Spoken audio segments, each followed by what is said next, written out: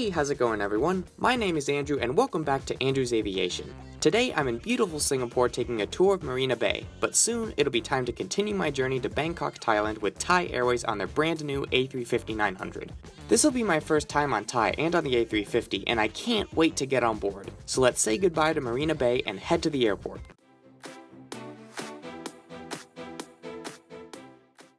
Singapore's Changi Airport consistently ranks as the world's best airport, and it's easy to see why.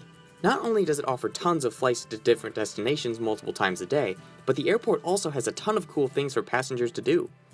Some of the most popular attractions in Changi Airport are the giant gardens.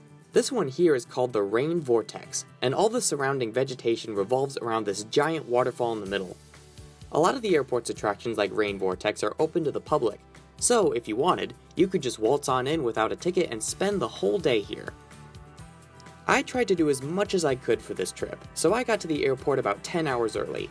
That might sound a bit overkill, but seriously, there's so much to do here that you could literally spend the whole day exploring and not see everything. Some of the other things I got to do were visit the butterfly gardens, watch a movie at the airport's free movie theater, go plane spotting from one of many viewing lounges, make friends with some fish, visit the crystal gardens, visit the outdoor cactus garden, and shop in about every name brand store you can think of. I know, that sounds like a lot, right? But guess what? That's not even half the stuff the airport's got. For a full list of everything, check out the description of the video where I'll put a link in somewhere. So after an amazing day at the airport, it's time to head over to our gate and catch our ride to Bangkok. This A350, nicknamed Wichian Buri, totally butchered that, is a leased aircraft at Thai Airways and is 3.6 years old at the time of recording.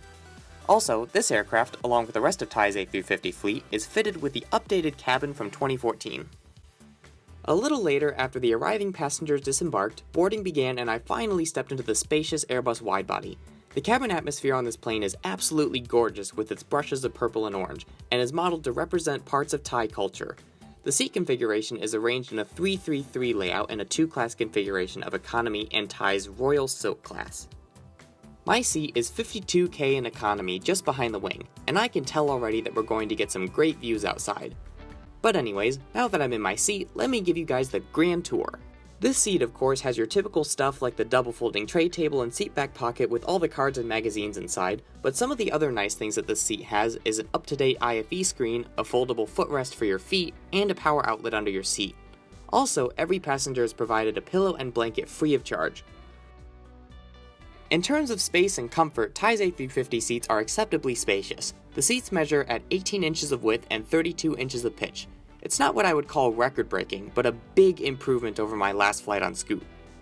The seat material is pretty good quality too, but it's similar to the fabric on Cathay Pacific's seat that keep you really warm for the whole flight. Thai's one of those carriers that likes to keep their cabins warm during flights, so I'd make sure to wear layered clothing on board. So that's our seat for the next 2 hours, and it's decently comfortable for economy, and when it's paired with the A350's spacious long-haul interior, it definitely helps take away that cramped feeling you get on planes. On behalf of Thai Airways and our crew, I would like to extend a very warm welcome to you on Thai Airbus. So after basically a long advertisement video about Thai's extensive flight network, we finally pushed back and set off for Bangkok.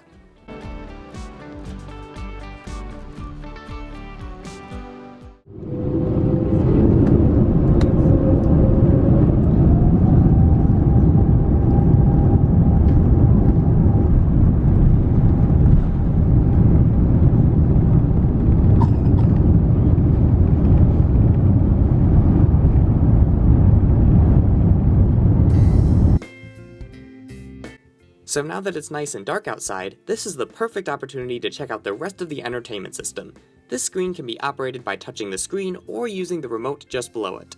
Then you plug in your headphones provided by the flight crew and you're good to go. For the actual entertainment, everything is divided into different categories to narrow down exactly what you're looking for. Thai's got your average number of movies, TV, music, and games in a variety of languages that one would expect for a long-haul plane. Their content includes a mix of Asian and Western titles, and there's something for all ages. Some of the cool things you can do on this system is check out the chat room and tune into the plane's outside tail camera. It's too bad we're flying over the ocean at night, because I would have loved to see the flight from an outside perspective. Some other nice things you can fill your time with is read about the fleet and history of Thai Airways, analyze the flight map, and check out today's onboard meal and beverage options. With respect to user experience, the system is fast, responsive, and very easy to navigate.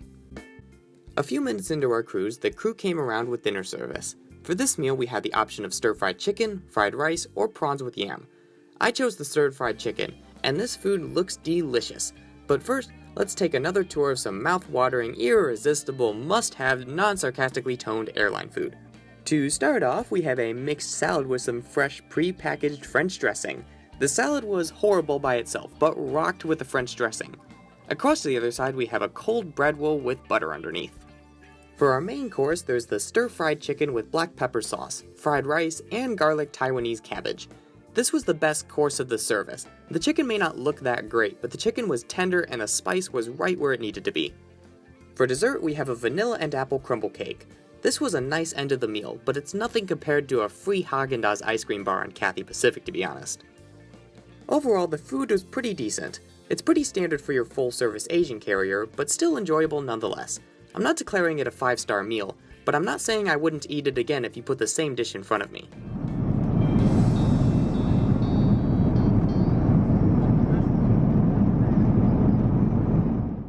Thai offers Wi-Fi service on board its flights, and if you wish to use it, you're supposed to ask a crew member for details and then pay a fee to connect. Well, I'm not feeling that social today, and I'm perfectly happy with the entertainment I've been provided, so I won't be using it tonight. In the meantime, I may as well catch up on a few episodes of Bob's Burgers. I've already watched every season 3 times through, but hey, it's a good show. After my Bob's Burgers binge, hey that sounds nice, I decided it's time for a gaming session and I can finally put my remote to good use. And the best way to use something with an arrow pad is to play one of the classics, Pac-Man. I might not have grown up with this game in the 80s like some people have, but I don't think I'm too shabby at the joystick controls. Well, except for the times I die. The other cool game I found is a hide-and-seek game based on the movie Monsters University. It may be for kids, but this game is harder than it looks, and I couldn't make it through all the levels before rage quitting because this game is totally hacked.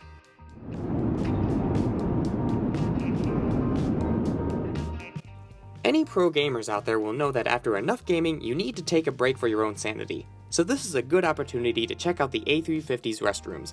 Thai doesn't have any special soaps or lotions, but the restroom is spacious enough that there's tons of mirrors for making sure that there aren't any stains on your clothing or whatever.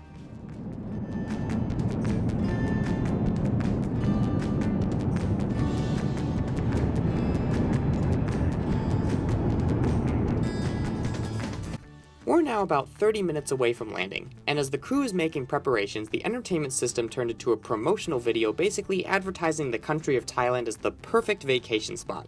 It was kind of annoying that I had to stop what I was doing on the IFE, but not gonna lie, the video was actually pretty helpful on giving me ideas of what I was gonna do the next day.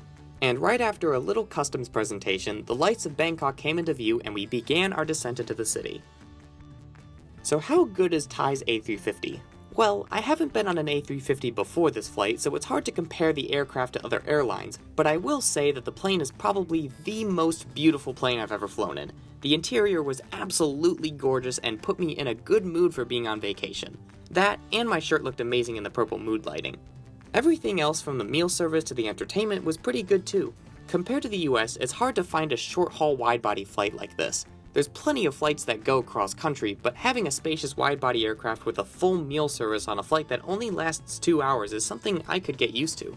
I know not all Asian carriers are like this. There's budget airlines all around the world with cheaper prices compared to the full-service carriers, but I'd emphasize that with Thai, I only paid an extra $20 to $30 compared to the cheapest ticket I could find on that day between Singapore and Bangkok. Was the extra money worth it? Absolutely. With it, I got a free meal, a free checked bag, a free entertainment network, and another wide-body flight under my belt.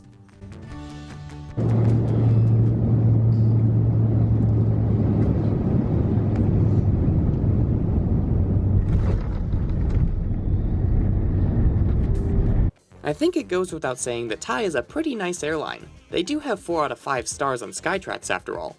Personally, I would put this flight as one of the better experiences I've had. The feel of the value over the money spent ratio isn't the best I've ever worked with, but I had a good time at I guess an okay price, and that's what matters. So that's my experience on Thai International Airways. Have you guys ever flown the A350 with Thai? Have any upcoming flights you'd like to share? Let me know down in the comments below. Well, that's it for me today. I'm off to go nervously make it through customs and lose a ton of money by converting a bunch of Singapore dollars to Thai currency. If you liked the video, pound that like button and subscribe to Andrew's Aviation for some more dank videos.